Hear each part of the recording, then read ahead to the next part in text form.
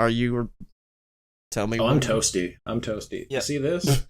This is a double rocks. This is a double rocks glass rock, and then this is the rest of my bottle of Jameson. Dylan, the question was, are you recording? Oh, I'm sorry. I thought you said, are you ready? And I was showing you that yes, We are ready. By BS standards, yes, I'm ready.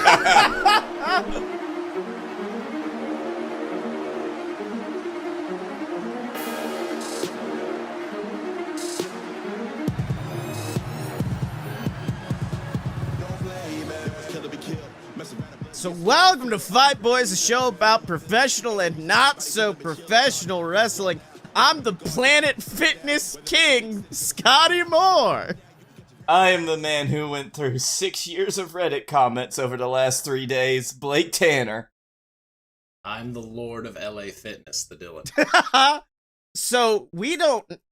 Usually, what we're about to do is reserved for the cold open, where we just get to talk about whatever the fuck we want for a while. Instead, we're just gonna do that for a whole hour now and reminisce about some of our favorite personal moments in the history of professional wrestling. Oh, I thought we were gonna do our experiences, because I had just been going through all the stuff that all of us had done. Yeah, experiences, everything. Oh, I'm definitely going to talk about some of the live shows I've been to, because I have not been to many, but they all have some interesting stories. I used to, on my phone, keep a running tally of all the shows I've been to. It's gotta be in the 50s, 60s at this point, over the past few years of just, like, random indies, Impact shows, AEW shows. Like, I've been to quite a bit. I'm at a solid dozen, and most of those were in the 1 year period where AEW kept running shit in Jacksonville, and I was like, I guess I'm going to this too, guys. And I just kept showing up there. 5 or 6. By the way, Scotty, when tickets for Double or Nothing go on sale, so they're in the amphitheater. There's like a seating area, then there's where the balconies start. Yeah. On the first floor, don't choose anything after the balconies. Just go up a floor. Okay. Because the building is built to see the stage, like, which is where the entrance ramp is, not the ring. Oh, that's right. I think you told us about this. And yes. Yeah, it's the worst. So if you have a chance between choosing there or choosing the front of the balcony on the third level, just choose the balcony on the third level. I don't care. I'll. By the way, Dylan, I need your help finding a. I need your help. I'm 90% sure that John Moxley is going to face Minoru Suzuki at Double or Nothing. What? How? When? Wrestling Jesus told me. What? It's just a sincere hope. God, he's wrestling Yuji Nagata. The only thing that could be more hardcore is if he fought Suzuki. Yeah. Holy shit, that... Can you imagine? I would express order a Suzuki-gun flag and just, like, hold it over the edge of it just to get the camera time. Oh, yeah. Well, I love how you're like, don't get the ones on the floor. When the first Double or Nothing we went to, we were on the brick wall.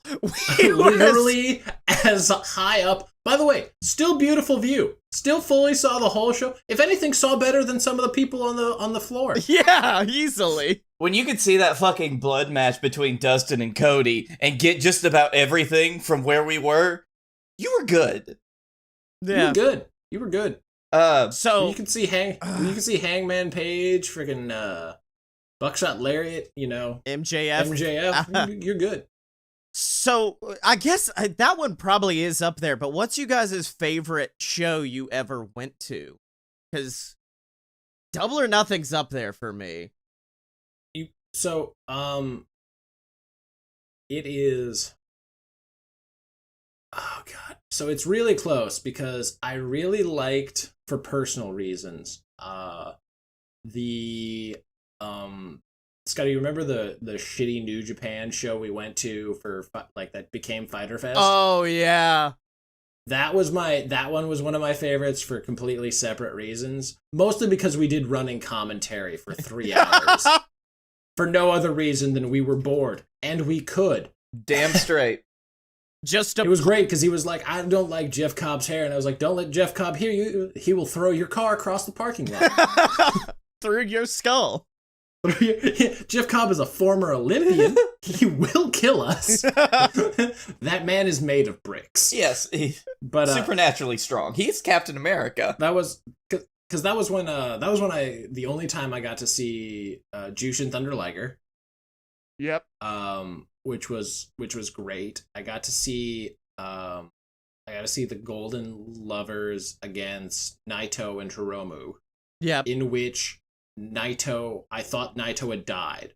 And Scottye can verify this. I literally stood up from my chair and just like half screamed, "He's dead! He's dead!" That's because they did the power bomb into a German, and I swear to God, Naito hates his neck so fucking much. Yeah. Was it I was like, was it Kenny or Ibushi that took fucking Hiromu's cat and fucking just it was Ibushi. It was Ibushi. And V triggered that cat to hell. V triggered the cat. Yeah. No, he Kamagoye'd the cat. Oh, that's right. Oh god, fuck. No, honestly, I wanna re-buy New Japan World just to rewatch that pay-per-view now. In fact, I will when you guys get here. We'll watch it together. I would love that because see, that's the thing about the live shows that I've been to, because I've been to a handful, maybe a little over a handful of live shows in wrestling. I can only think of one, maybe two that me and you have went to together, and that's it. Well, we've gone Impact. Remember one of the two shows we'd all been to together? Yeah, the one where we literally all met. Oh, that's right. Yeah. There was that Impact show. There were there was a WWE NXT house show. I've been to 2 episodes of Raw and I think 2 episodes of SmackDown. I think so. I know you were at the Warrior Tribute show. That was where they my gave us first live show. They gave us all Ultimate Warrior masks They were to wear. Terrible in paper. Which later, when you remembered that he did public speaking against, everything. homosexuals. Yes. Yeah. It was not. I shouldn't be wearing this, actually. So it was. We're going to give you the Warrior Spirit Award. My first words, if I get it, I was like, I would like to first formally endorse LGBTQ rights. And just to be like, I have nothing to do with the legacy this man had in his personal belief. I'd like to thank RuPaul Charles. I'd like to thank Freddie Mercury. Just a list. So I actually, because I was going to bring this up a little bit later, when I got some more time to talk, it was, the week after the Raw after WrestleMania 30. That was my first wrestling live show that I ever went to. It was that Raw. I remember it opened with that tribute to Warrior. And do you just want me to go over some of the fun bits? Featured superstars. Triple H, Paige, Cesaro, John Cena was there, Paul Heyman, The Fiend. Wait. What? What? It was when Bray Wyatt and John Cena were doing their feud, so I guess they just updated it. To say The Fiend instead of Bray Wyatt? Randy Orton and Batista were still teaming at that point, and they beat the Usos via DQ, who were tag team champions. Rob Van Dam was still there. Oh yeah, that was before he had his stem cell thing, and he was the only person I know of who put on a bad match with Cesaro. Yeah, a series of them. They did. I remember. Yeah. Oh god, what was it? I believe that was the show like right after Paige. Are you doing? I'm sorry. As an aside, Blake, are you doing whiskey with what appears to be a Starbucks double shot? Oh god, absolutely not. No, this is a Dr. Pepper chaser. Equally it's bad. Actually very nice. No, it's very good. Whiskey and Dr. Pepper go very well as a mixer, but I prefer it as a chaser sometimes. Yeah. You were also there for, I believe, one where we were chanting Big Show sucks, and Big Show stared directly at us. No, we were doing the old school big slow chants. Oh, and I swear he stared daggers into our hearts. That was the... Didn't that happen at what Scottye, what did we do at an Impact show that they stared us down? I can't remember, because, I mean, we've only been to the one Impact show, and that was the one... No, two, because we went to all the one together, and then you and me, and then my ex and your ex were there. That was the same show, I believe. No, that was a second show, because the first one, it was when you two and your friend were there, and I randomly ran into you in line. I could have sworn that it was... Nope. I could have sworn it was the same thing, but okay. No, because the second show is where Sandow came out in his Liberace gimmick, and we ended up on PWI. Oh, yeah, that's right. And I do remember, and this was before any of those, it was when Sandow wasn't doing the Liberace gimmick. He was just like, I'm here, I used to work at WWE, and I'm mad at them now, that gimmick. And he was very boring. Yeah, and he was wrestling for what was the name of the title? I think Cody held it for a while, too. It was it was called the Grand Championship. Yeah, Sandow was wrestling for that, and I booed the fuck out of him in the front row, and afterwards I went to the bar where all the Impact guys came out, and Sandow came in, and I said, hey, great match, man, and he just glared at me, went, thanks, and then kept walking. He knew. Good job. He knew. Yeah, he knew who They you were. remember. Also, fun fact, my first wrestling show, the most buck wild match that I think I found was Rybaxel defeating the Rhodes Brothers. Oh, speaking of the Rhodes Brothers, that is also, because, like, we were always marks for Cody, even when he was Stardust, and when Stardust came out at one of the shows... Man, did that turn around. Oh, yeah. We were, Stardust came out, and of course everyone's like, yay, it's Stardust. But we are screaming our fucking heads off like maniacs, because I think this was... Wait, which version? Is this the Rhodes Brothers version, the Cosmic Wasteland version, or the Cosmic Kings version? I think... No, it was the Rhodes Brothers. No, this was... Cosmic Wasteland was... This was Cosmic... Was it? It was Cosmic Wasteland, that's why... Oh, that's a great version. And it was right after... written in the stars. And it was right after his Up, Up, Down, Down episode. TBD. TBD. No one says the word Ewok. Not this Ewok. Not that Ewok. Not dead Ewok.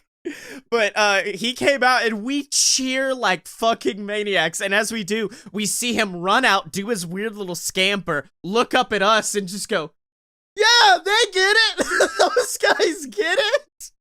I love being pointed out in the crowd because we are literally being the most obnoxious people sometimes, but the wrestlers like it. My favorite Cody moment, because I've only seen two things he's done. One was the when we were at the Ring of Honor, was it Supercard?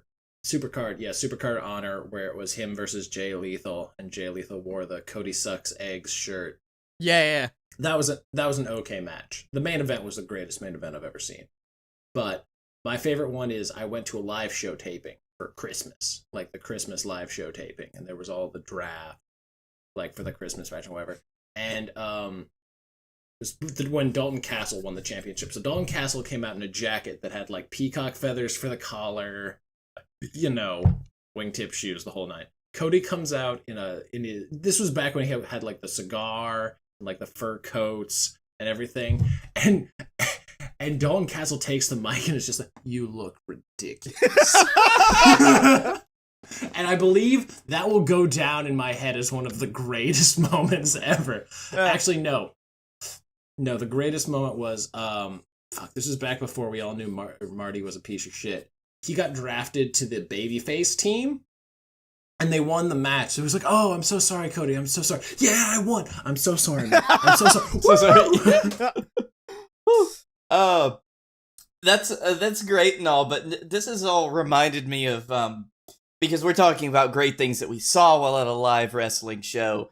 I'm thinking about the greatest thing that I didn't see at a live show, because somebody said, oh, it's fine, they're just unveiling the title. You could go get a drink, go get me a drink, and it'll be fine. And I'm sitting there in fucking line, double or nothing, Oh, yeah. for a goddamn drink. And then I hear, and now, to unveil the AEW title, the best there is, the best there was, the best there ever will be. Fuck you, Blake. It's Bret Hart. I want you to know I really appreciated that Coke because that was when I was sick and that carbonation really did help me. So thank you very much. That's if it makes good. you feel any better, you got to see all the Battle Royal and I didn't. Yeah. Because I was buying yeah. a Kenny Omega t-shirt that I later could have bought on Pro Wrestling Tees, but I really wanted to say I bought it at the first AEW pay-per-view and then subsequently wear it to every AEW show I ever go to. Still, It's the second best shirt I own. Actually, no, now that I think about it, the Ring of Honor Supercard is my favorite one, just because that's where I got the majority of the signatures on my Bullet Club. This shirt is worth $250 in signatures. yeah. Shirt. By the way, COVID ruined that shirt from being completed, and I, to this day, am still angry. I was this close. To finishing it. We were this fucking close. Okay, this to close. that. Because I didn't tell you guys, I was going to cough up the $80 to go to the beach party to get Yujiro and Bad Luck Fale's signatures. Oh, I was hell going to cough yeah. it up. I was just going to be like, listen, guys, I'm going to go. And I was just going to go and I was going to put, hey, guys, just sign. I'll leave. I'll leave after this. Just, I need your signature. I need your signature. I need your brother. I need Hikuleo's signature. I know he's here. Great. And then I was just going to leave. Thank you. Thank you. Actually, in retrospect, I'm really glad Marty didn't sign it. So Oh yeah, you got deniability on that there. one. Yeah. For me, it's hard to like tone down best show because like I went to fucking WrestleMania 30, 28, like all of them banger fucking shows. For me, I'm more like thinking about. Remember the one we went to? Oh, that was. Oh. I what's bad? I remember that one. I don't remember the next year because I was very drunk. And afterward, I barely remember the main event. And afterwards, I just remember grabbing a massive bag full of Snickers out of a little container because they were giving out Snickers because of course WrestleMania has to be sponsored by the snack that satisfies. And they were like, just take one. I said, fuck you! Scooped up a hand, just wrecked my fucking bag with it. But for me, like, it's the small shows, like the Ring of Honor shows that stick out the most to me before Ring of Honor popped off. Like when you would see Ring of Honor in like smaller venues, like actual bingo halls and shit like that. I don't know, man. Because like the Ring of Honor show I saw, like that TV taping had some of my favorite moments because it had the Best Friends versus the Elite. Yep. It was the Best Friends in Rocky versus the Elite. That's And, so like, good. It was, I remember I was like, oh, because I knew who was winning that match. And I had shit seats because there was one morbidly obese man Yeah. in front of me. Morbidly, unnecessarily. I had to switch seats with my ex, so her view was ruined, and in retrospect, she deserved it. And I got to see everything.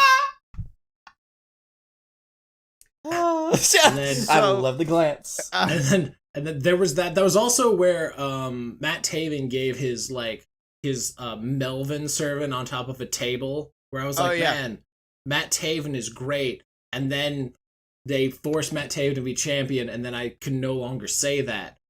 See, with me, you got to see the sermon on the table. I got to see where they bought a Cody Rhodes shirt off a guy's back and set it on fucking fire in front of the venue while You also showed up on Dalton Castle's blog. Yeah, where he was like, he's got a knife. It was Ghazi. it was one of our faithful patrons bringing a knife.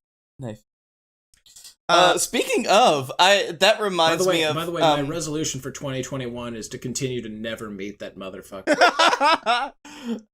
Speaking of Ghazi, you were talking about those small shows, Scotty, and that did remind me of the first time that both of us went to a GCW show. Oh fuck yeah, GCW rules.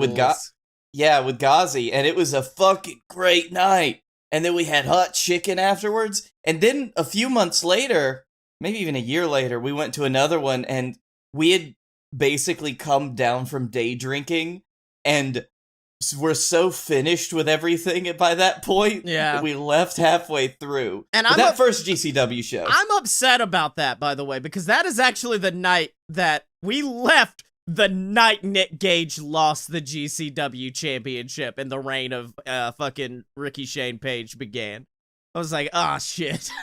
So, hey, Scotty, you remember that time that you went to a GFW show and you caused the Best Friends to never get booked again?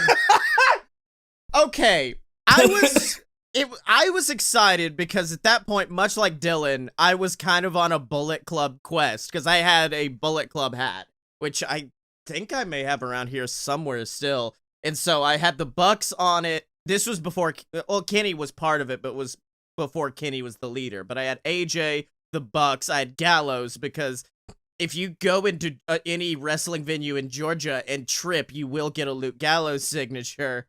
and I really need you to meet me in Atlanta or like some other place where like I know he'll be, and I just need you to like be like, thank you. But Carl, as a matter of fact, Carl is the hardest signature to track down because I can track down AJ at a WWE show. I can track down Adam Cole at an NXT show if I really need to a year from now. But I will never find Carl Anderson. Yeah, that's why I went to GFW, because I wanted to meet the Good Brothers, because they were there as part of GFW. The Best Friends were there, and I was a huge fan of Poppin' Hogs and Talking Dogs or whatever. And I said, I wonder if they'll let me do this. And I walked up and I said, hey guys, would it be okay if we popped our shirts off and tweeted a picture of us to The Rock? At which point they were elated. They were like, absolutely, fuck yes, let's do it. And so we're all popping our tops off, getting ready to tweet The Rock a picture. And the photos are great because Trent is mean mugging the entire time. Chuck is there just reveling in what's happening. And then it's a series of 4 photos. It's the greatest 4 photo story in history. It's us getting ready. It's us posing. And then in the background of the third one, you see fucking Jeff Jarrett walk in. And then the 4th photo. The 4th photo, Trent has not broken his gaze. Trent is just still mean mugging, but you see Chuck, who's never been like at this high of a company before, just turn around nervously and start hiding his shame as he's like, hey, Mr. Jarrett, what's up? The best part being he is now part of probably one of the most popular stables in all of professional wrestling. Yeah. With the most awkward promos. I still have not met him. It is one of my greatest, angers. Whenever I went to that ROH show, all I wanted, more than anything in the world, was like, please let me be able to meet Chuck Taylor. Yeah. Please. No. I did get to right the wrong where I got to give Hangman Page the $20 that I didn't know I had during that super card. By the way, Hangman Page is the only person where, I met him. It was great because this was during the Hung Bucks era. Yeah. And he was like, hold on, let me pose so we can get all of me in the picture. And I was like, yeah, man, thank you so much. I'm sorry. I saw you at Supercard. I didn't have the money. He's like, well, God bless you. And I was like, God bless you too, Hangman. Hangman is the only person nice enough that I stopped being an atheist for 5 seconds. Was that? He is a wonderful. Actually, that reminds me, I need to go buy that Bullet Club shirt because they redid those old logos, and I need to either get the one with the bandana or if they have the one with the noose. Because I remember I asked him that at Supercard. I was like, so does the TSA give you shit for just having some random rope in your carry-on? He was like, I undo the noose before I put it on. I was like, okay, good. That's gotta be questionable. Was that the same show where you and I both requested the Adam Cole from the Young Bucks? The one where I missed it, yes. Wait, what? No, that was the one where I didn't pay Paige. The live show was the one where I got Paige and I got Omega because Kenny Omega looked jet lagged as fuck. Yeah. And I have that actually I have it right here. This is the Kenny Omega that I got Nice. signed. That I need to have framed because that's one of my most precious possessions. But yeah, that was where I got those two. But yeah, no, that was the one where I apparently was the first person ever to request the Adam Cole Yeah. like Bucks kissing me on each side, which is honestly where the most like evil photo of me in history comes from. Yeah, it's very good. And then, of course, I had to steal your thunder and get one as well when we went to Supercard of Honor. Do you guys have... I probably not with Blake, because you're a shy boy, Blake, when it comes to public. Yes. Hold on, Scott, hold on. I need to... No, while you're talking, I need to look up. I forget if Supercard was where I met Cody Rhodes, but I forget if that's the one where I looked like I was trying to one-up Cody Rhodes during the photo. Probably. No, do you have a favorite chant you can remember starting? Because, like, I've got a few in the barrel of chants I remember. Now, I thought you were talking about meeting wrestlers, because when it comes to meeting wrestlers, even the thought fills me with so much anxiety of meeting a new person that I enjoy their performance every week to week that I immediately turn into a small ball of bones. But no, chants, actually, I fucking love just doing random fucking chants until some of them catch on. Yeah. I don't have any off the top of my head, because most of it is just, like, basically heckling during a big moment or something. Yeah. But anything that does get a wrestler to, like, point us out is good. Like that Big Show moment that you mentioned, or Stardust. With me, a personal favorite of mine was I got to see Ring of Honor at the 2300 Arena, so I got to see Ring of Honor in the ECW Arena. And at one point during the show, I don't know if a light went out or if, like, a streamer had gotten stuck up there and they had to get it down before the lights would catch it on fire. But it was during the peak of a certain stable in the WWE getting shoved down our throats that we eventually came to love, but at the time we all hated. And they sent out, and of course, Ring of Honor, they don't employ, like, normal people. It's just all trainees. So a very jacked black man sets up the ladder while two more agile black men climb up the ladder to go get the streamer down, during which I began New Day Rocks, New Day Rocks. And What? the whole ECW arena erupted in New Day Rocks chants. And the fucking guys pulling down the streamers started to clap and dance along to it. I also just realized I have some fucking...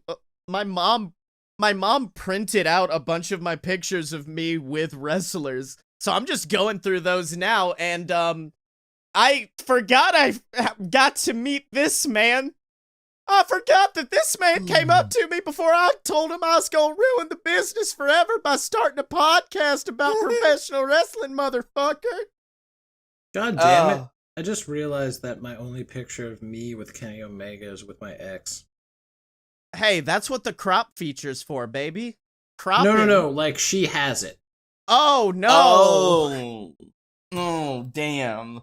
It's okay. Scottye, do you remember when I one day fatally pointed out your flaw with taking pictures? It's not really a flaw, but it is the thing that you do every single time, like You mean Triple the H one- pointing. It fucked me up so bad that I tried to find something new. Because it was a thumbs up, wasn't it? Was it a thumbs up? No, it's just a fist. The original one. Like, you just have your fist pulled up like this. By the way, do you guys have I'm so sorry. Do you guys have a favorite non-wrestling show event? Because mine will always be Joey Janela's breakfast. Oh, the breakfast? Breakfast with Joey of Janela. Champions. Yeah. That will always be the greatest 2 hours of my life, because it had everything. It had clearly hungover Joey Janela somehow beating all of us to the venue, drinking orange juice, being somehow more sober than all of us put together. Prank calling Enzo Amore. He called Enzo Amore as a fake neighbor, proved that Enzo Amore is a great neighbor who will give you the plunger off his back if your toilet is backed up. Both of the stunt brothers were there. Nick Gage randomly showed up, kicked the younger stunt brother off the stage because he didn't have enough clout in the business. Nick Gage has a murder presence like Spirit Pressure in Yu Yu Hakusho, where we did not take a picture with Nick Gage because none of us wanted to get close to him. Also, the breakfast slapped. That was a great breakfast. Good fucking we breakfast. ate most of it in awkward silence with Joey Janela. It had everything. It's like the Stefan segment from SNL. This breakfast has everything. God, that was so. We spent like half an episode talking about it after that happened. And if I could, I'd do it every year as an anniversary. Oh yeah. I'm so sad that Joey Janela hasn't taken off yet, and that I don't love him as much now because he gave me the best 2 hours of non-straight wrestling in my life. Yes, That was and a great day because we went from that to recording with Megaran to smoking cigars with Missoula to fucking getting on a plane. Yeah. We went to McDonald's and then got on a plane. Oh, and we also went to a Tilted Kilt. So we went to a restaurant. Oh, that's right. That was the only restaurants we went to when we were in Las Vegas, because apparently that's how old we are. Man, if that tells you anything. I'm trying to think, because like I've went to a few cons, and like WrestleCon before WrestleMania 30 was fucking amazing. Like I met Edge, I met Roddy Piper, I met Psycho Sid, I think was there as well. But even beyond that, like this was before like Scottish wrestling had popped off, and I met a Scottish guy, and all I knew was Grado. So I was like, Grado? He goes, I fucking love Grado. Grado's amazing. And then oh, you met Grado? No, well, I did meet Grado later. This was at WrestleCon before Grado could afford to like come over. But it didn't stop, however, a full Scottish bagpipe band from entering the WrestleCon venue surrounding Colt Cabana and playing Madonna's Like a Prayer as loud as they could. It was great. Without a doubt, the greatest thing ever. So, like, yeah, I'm glad we didn't go to WrestleMania and all those shows this year, because while they were good, it sounds like a bit of a clusterfuck. But, like, so regardless of where WrestleMania is next year, like, we're all saving up and going as a group, right? Oh, yeah, well, it's in Hollywood, which means, fuck yes, we're going. I love California. California. So, like, if we meet up with Missoula and we split costs with him, because I believe he makes more money than at least two of us combined. Yeah. At least until I can get a better job. I feel like if we'll pay him off in cigars, it's fine. I live in Florida. I can get him some Cubans. But I feel like if we do that, we can really have a good time going to not WrestleMania and instead every other show. See, I miss I would love that. Hold on, Scotty. Okay. Now, Dylan, can you get us some of those Cubans before we come down to meet you? Hold on, I need to know this. So I got a week off. I'll go to Cuba. 2 weeks from now. I can go to Tampa and see if my place is open. That's like run by some cute. I can get you some. I can get you some Churchill barber poles if you want. Hell yeah. Hell yeah. You just I'll pay you. I'll pay you for cost and labor. Fuck it. I want some of those Cubanos. But also at that WrestleCon was the time I was standing in line to meet the future SCU. Then I believe, what was it? The Addiction, probably.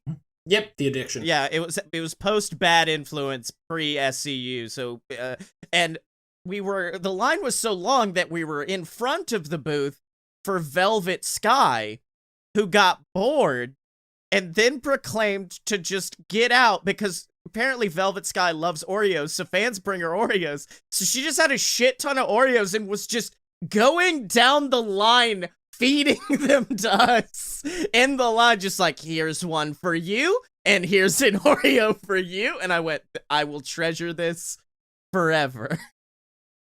And is that why...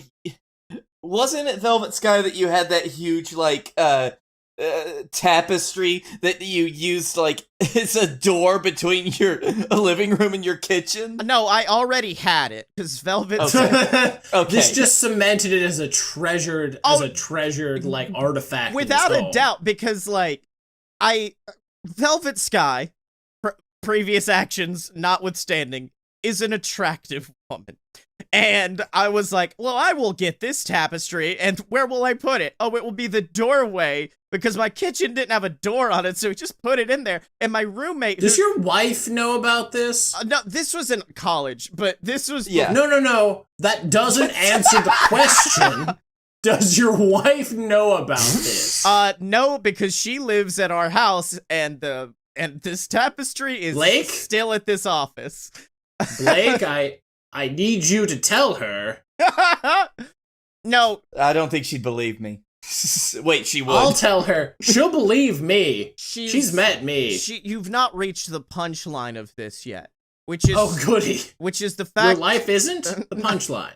No, my wife is never a punchline. It's the fact... No, your life. Oh, Your wife is a lovely person. I'm surprised she puts up with you and your discount Ric Flair haircut. It's the fact that my roommate knew nothing about professional wrestling and refused to learn her name as Velvet Sky. So for the entire year, he just referred to her quite lovingly as Kitchen Bitch. And that was it. And so when I got back from WrestleMania 30, all I could do was rush in and say, "You'll never guess what happened between me and Kitchen Bitch." She fed me Oreos.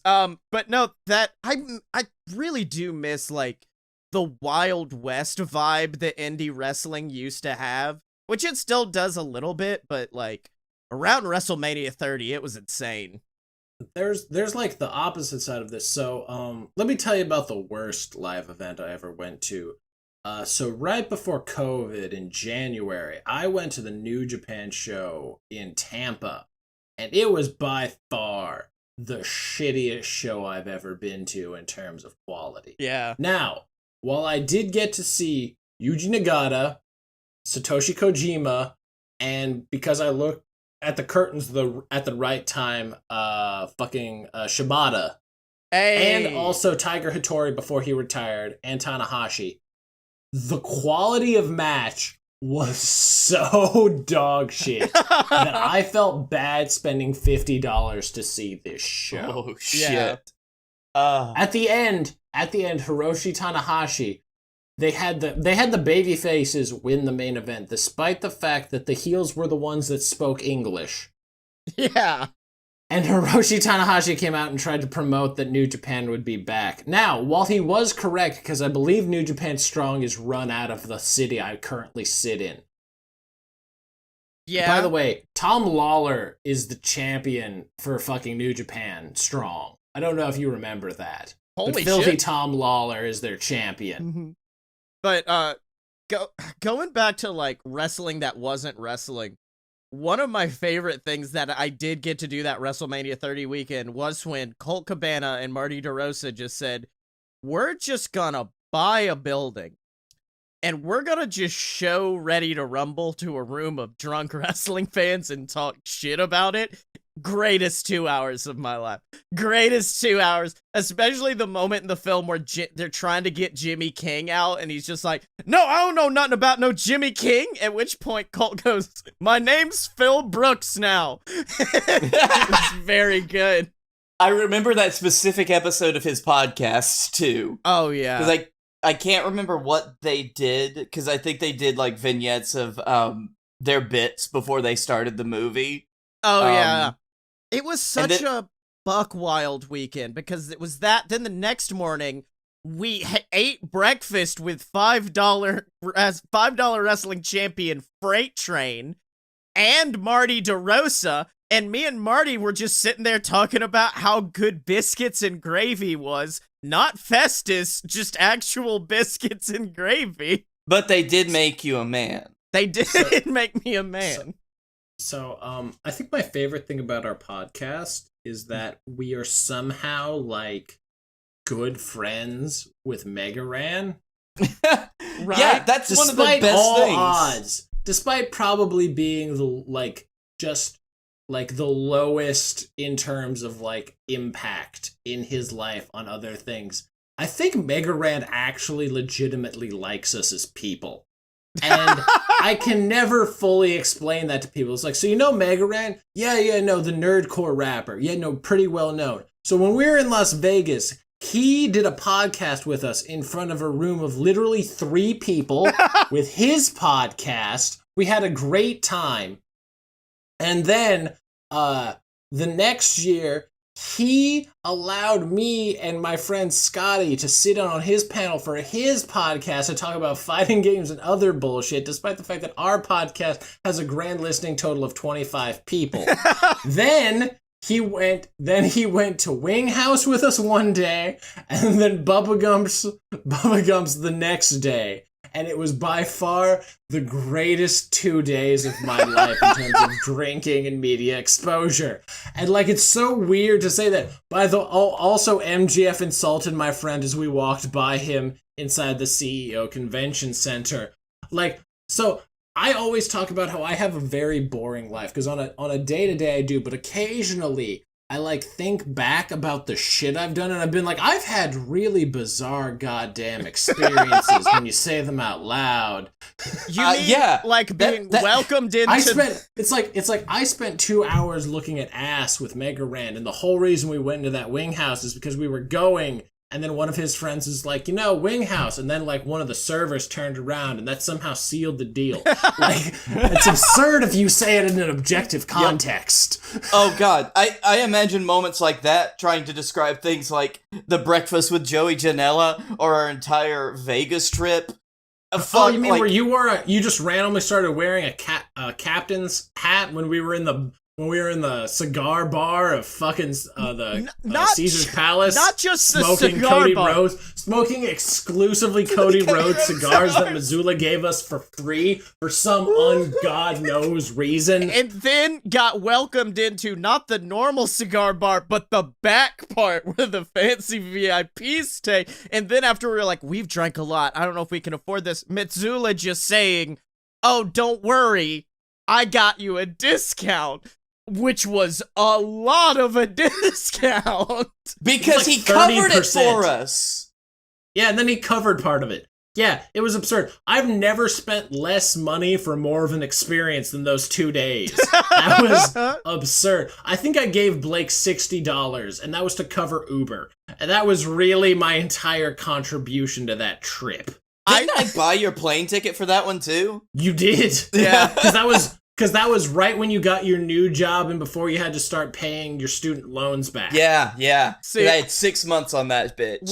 With me, but that was also where we learned that it's worth the extra $300 to not fly Spirit. and also not stay at Circus. That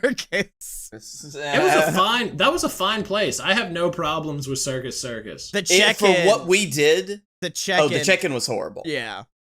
But for what we did, that's only because we weren't drunk yet. If we had all had a mixed drink in that line, we would have been fine. Matter of fact, why don't they do that? They You should can. do that. We just didn't think about it because we were newbies. But now we know. One of you goes to the bar, buys 3 cans of the biggest Corona you can, cracks them, brings them back. You drink them in line. You talk some shit. Yeah. It's like you're recording your own version of Talking Shop in line. I'm trying to think of other. We can't just go because we did a whole episode discussing Vegas, so I don't want to focus it on. Yeah, Vegas. but that was 2 years ago. People listening now don't know that. Yeah. This is great because my girlfriend's in the room and she has no idea that this happened because I have forgotten to tell her. So she's hearing all of this with just me, not you two. This is great. Yeah. Oh, fuck. I mean, It's going to be a great conversation in 15 minutes. Well, also, I will say this, even though she can't hear, you were very professional. You did go to apparently a place that you worked for to check in on them. Meanwhile, me and Blake went back. I won $200 gambling, and Blake met a hooker. So, you at least behaved for a bit of it.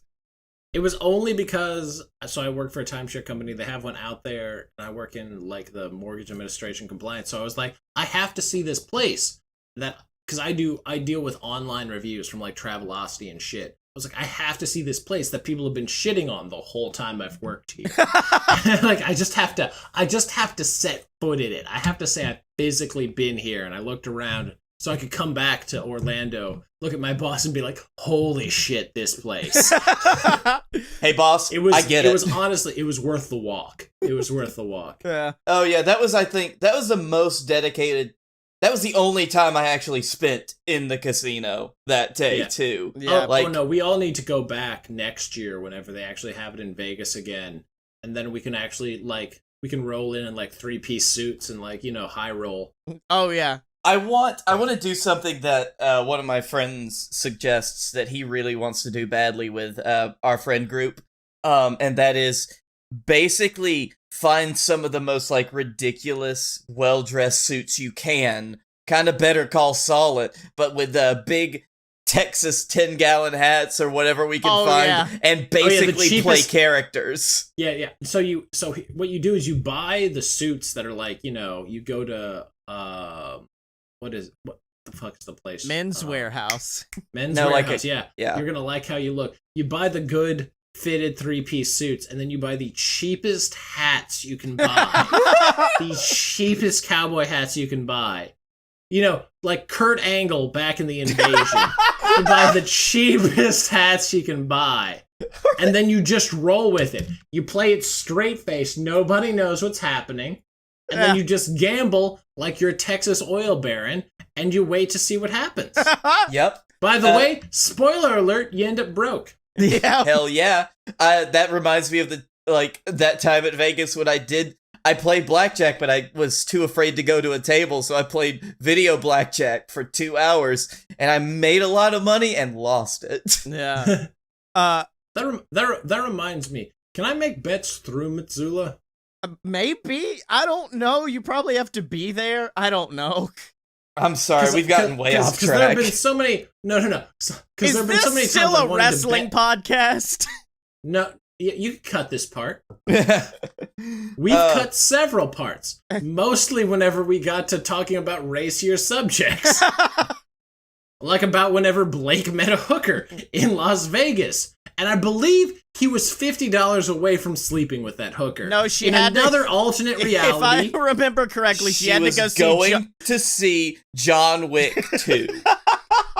Or and 3. If you had gone with her to John Wick 2, you would have gotten a blowjob while watching John Wick 2, which might have been the height of your life. might very well have been, because she you were was going one with a movie friend. ticket away. You were one movie ticket away. I want you to know, neither of us would have held it against you.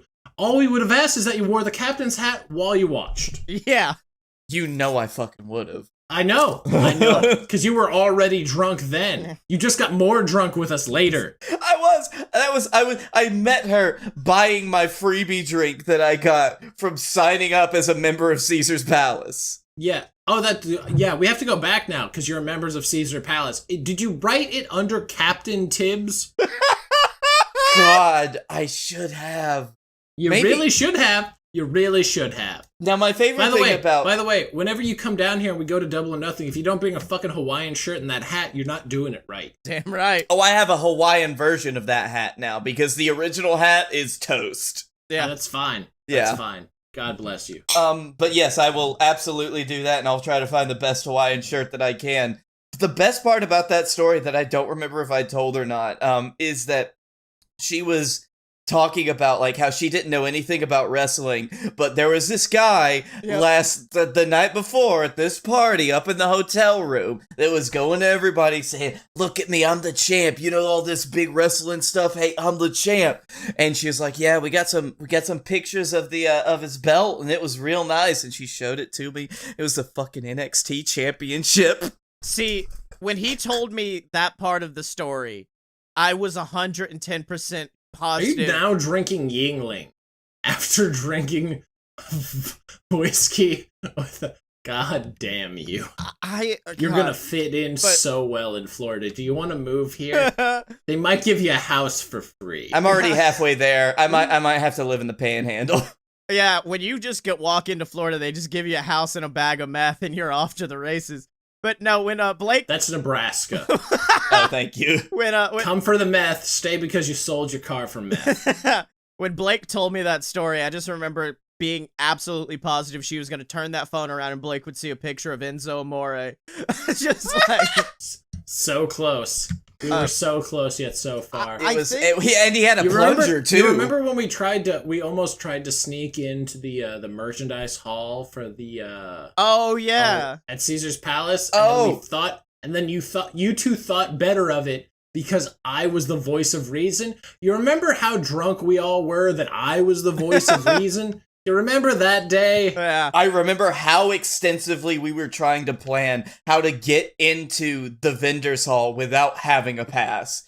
And there was a lot of planning that went into it. Yeah. And then I told you to just forget it because we looked in the door and realized there was nothing of value in that hall. Yeah. I think that was also the point that we were post our live show with Mega Ran and Matt Mania, and that was also the day that we were pre-drinking before the live show in the AM, not in the late AM either.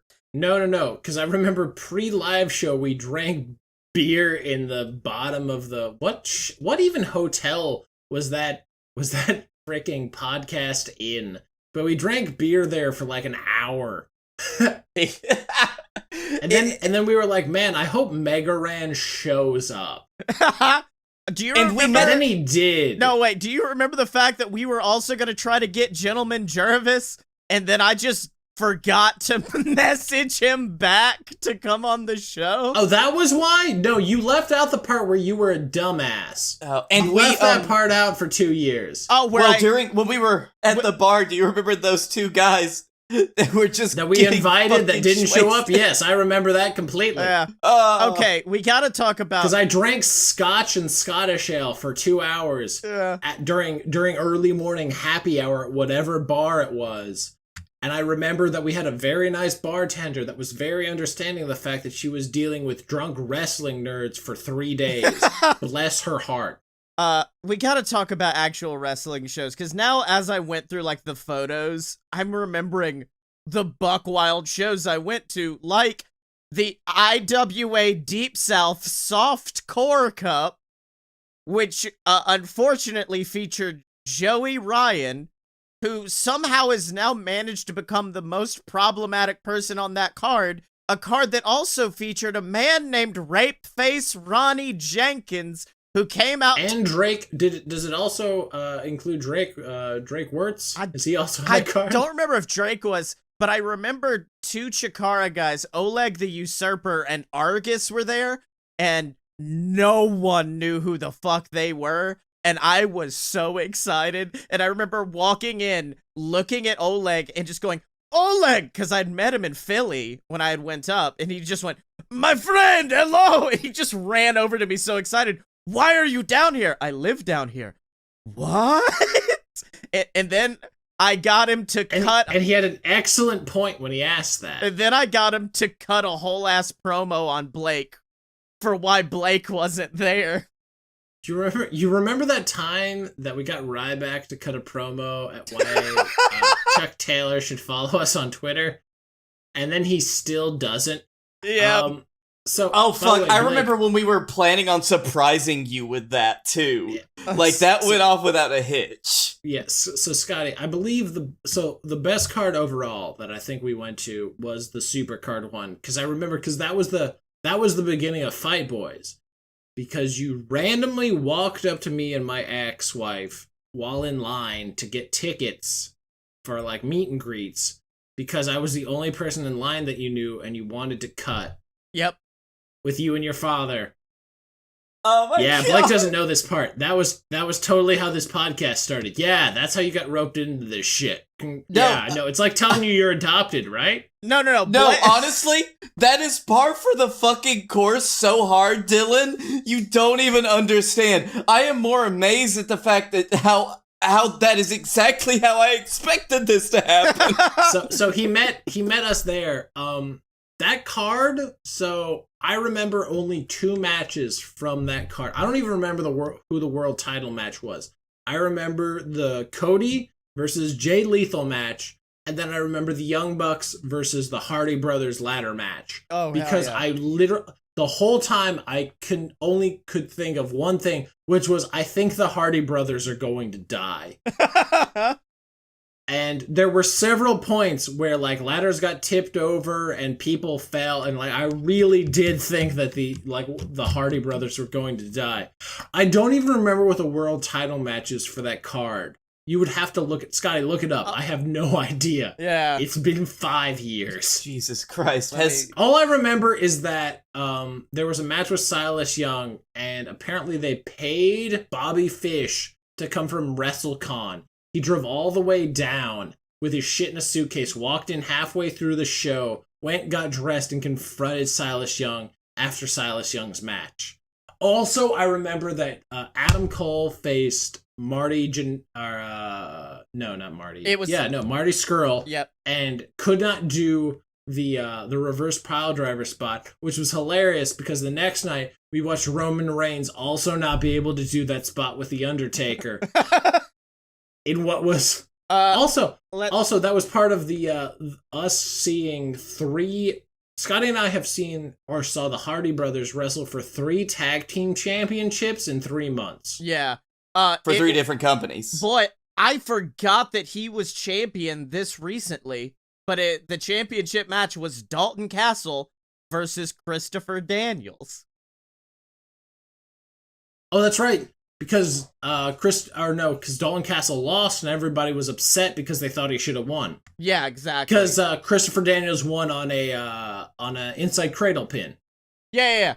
Because that was how Christopher won all his matches. He won them all by being crafty rather than being better than his opponents. Yeah. And I remember that was actually that was half the reason I walked up to you, was because when we met, we never talked up until I was like, "You want to do a podcast?" And you went, "Sure." And but you at least one point said, "Hey man, Dalton Castle, he's gonna be ROH champion soon." And so that I was like, "That's my in." I'm gonna walk up to him and be like, "You predicted this." Well, you knew that we needed a strong stabilizing influence for this podcast, someone that could be the anchor, if you will. And we got so much more, including the depth of New Japan knowledge.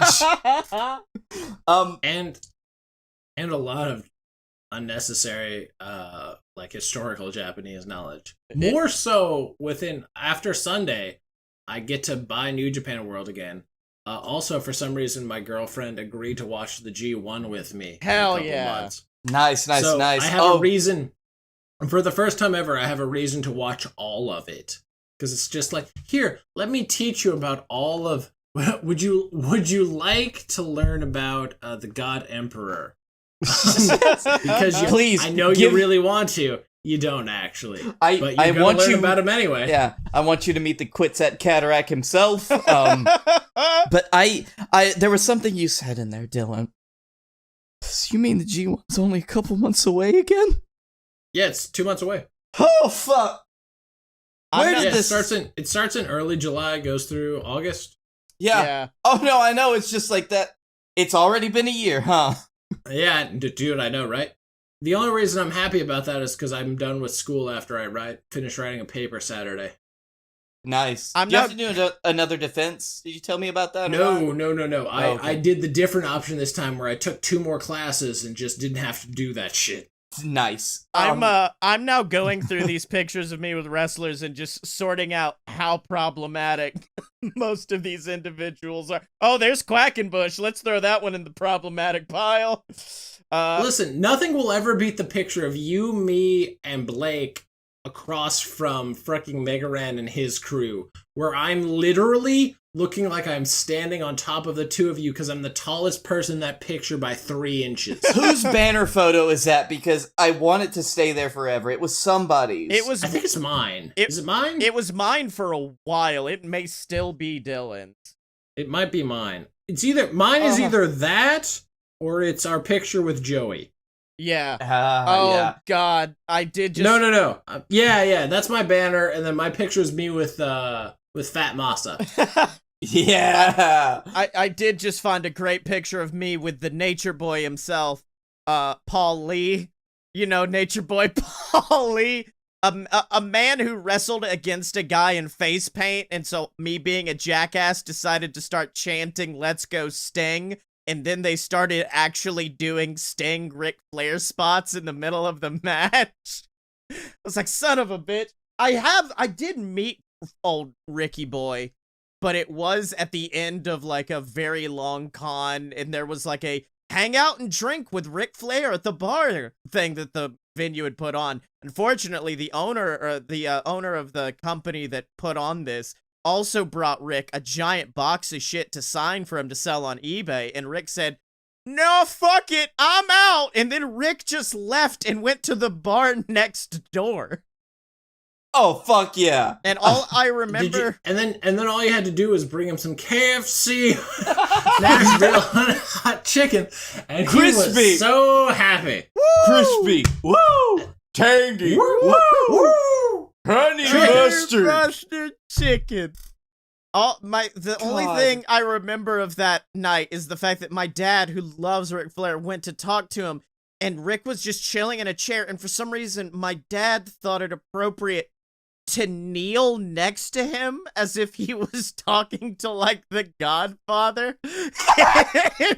Listen, in terms of wrestling, not that far off. Yeah. I love it because I can see your dad doing that so clearly in my By the way, does your head. dad still hate me because of kayfabe? It's been 4 years. I just need to know before I see you again. I'm sure he hates you in kayfabe, probably not in real life. I don't know. Okay, that's all that matters. Because I remember that where you were telling me that your dad actually disliked me a year later because of the promos I cut against him on this show. I mean, listen, you can't hate because someone cuts good promos, and you're good at promos, so fuck it. There is one thing that I had originally planned, but it was so much that and there's absolutely no way, because I've got a good, 3 or 4 years of my Reddit comments on live threads. No, we'll do that another time. This has been a fun little talk, though. Yeah. But I do want to leave us with the first comment that I made on this Reddit account 6 years ago in a SmackDown live thread. Has Roman Reigns become the most polarizing man in sports entertainment now? Oh my god, what is this? That was in 2015. Oh god, no, it sounds like you're a fucking Hold on, would you like to hear the only one of the 4 posts I've ever made on Reddit, and it has 592 karma. Oh my god. Okay, so this was after John Cena won the World Heavyweight Championship ladder match, I believe. Okay, since John Cena is WWE World Heavyweight Championship now, and I believe he can be extremely predictor, I'm going to try and predict his segment on Raw later. Raw goes live. John Cena's music hits. John salutes the crowd, then runs to the ring. He holds the belts up to the air to the roar from the children present, grabs the mic, proclaims the champ is here, talks about the overcoming the odds at Money in the Bank to become the new champion for the 15th time. By the way, this whole time Cole and the others are talking about how John Cena is now the 15-time champion and the greatest champion in WWE history. Authority's music hits. Steph and Triple H come down to the ring. Authority give backhanded compliments to Cena because this is during the time where the Authority ruined life itself with their 15-minute promos to open the show. Always. Oh my god. Every Authority, single time. So Cena attempts humorously insults the Authority, likely fails. Steph and Triple H one-up him with insults. It's not fucking hard. Reminds him that his time is limited since Rollins has the briefcase. Cena tells him to bring it on because lol, Cena wins. Triple H says goods and tells him he's either A, defending the title against Randy Orton, or B, is in a handicap match against Orton and Kane. Cena wins main event, likely with the STF. Let's see how close I get. I hope I am way off, and they're going to spice things up with the title reign with Cena, but since his main gimmick is never giving up or losing, I can't see many other ways this goes. And my edit was, to those who added the spoiler tag, you're hilarious and I love you. I'm fairly sure that's what happened too, wasn't it? It was, I believe it was 50% accurate. I really. By the way, I wrote that midday on that day. I was legitimately upset. I hope that was during the days when Condren was still actively moderating Squared Circle, and he was the one that did it personally, that marked it as a spoiler. That's all I can hope. Yeah. That's all I can hope. I feel like the only story like I've got left, if I look back at Buckwild shit I've got to do, is the time that I flew to Chicago to interview Colt Cabana and went to a show in the middle of Chicago where I got to see Colt Cabana wrestle a fucking robot, and then afterwards went up, and the only reason he accepted to do the interview is because he remembered my name because it's spelled with a Y-E, and he just went, because he was like, no, I don't have time for that. I said, okay, well, can I just get your signature on this? Because he made like a poster that was a comic book with him and Cliff Compton, and he forgot to send it to us, and he sold out, so he sent us his copy. So I have Colt Cabana's original of that, so I said, I wanted to give this back, and he goes, no, you keep that, it's okay. And I said, oh, okay, well, can I get an interview? He goes, no. And then I said, well, can I get your signature? It's Scottye. He goes, how do you spell that? Y-E. Y-E? Fuck it. Let's do it. And so then I got to interview him, and the whole time it was right after Sami Zayn. Wait. So you got to have this intimate moment, and you still had a 1-year bullshit feud with Cabana that Scottye and I had to back for no goddamn reason. I have nothing against Colt Cabana other than the fact that I also like CM Punk.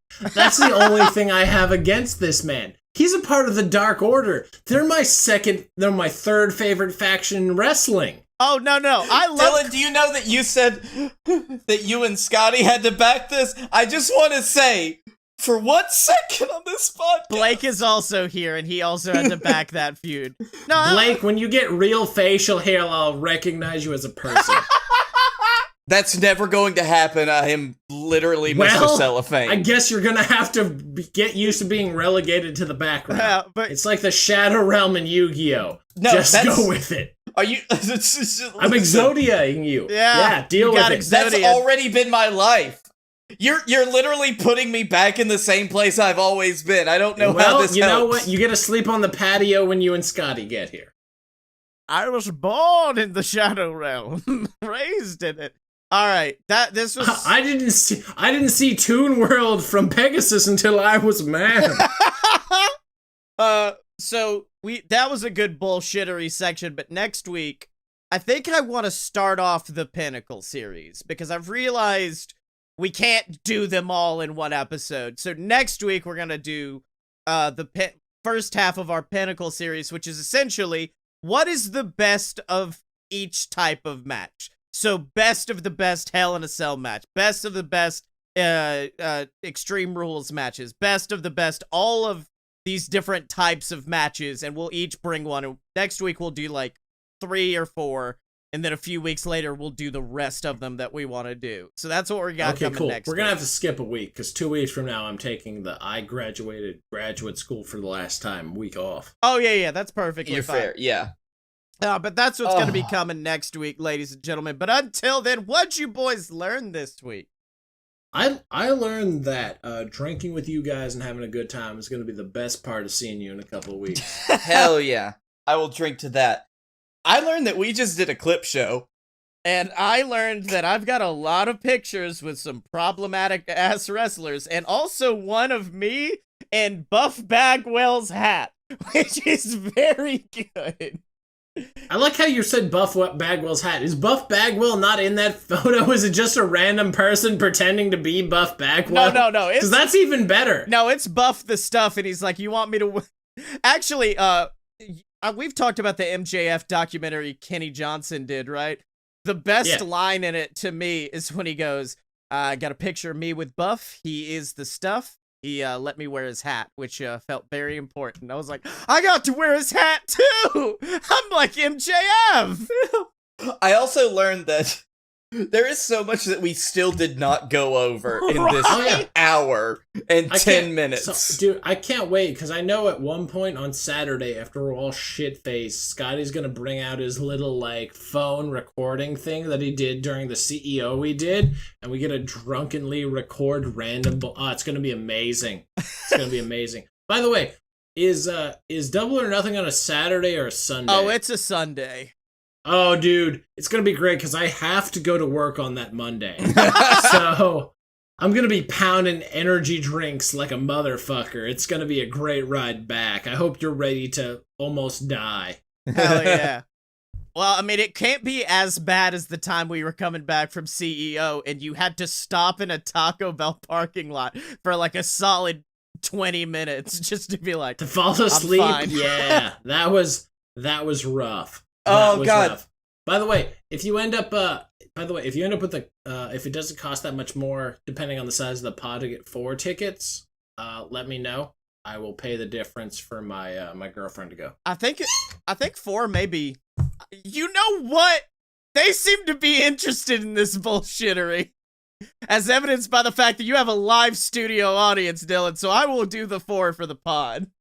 Also, Dylan, the same fucking thing happened to me on the way back from our Orlando trip where we met you. So I get it. All right.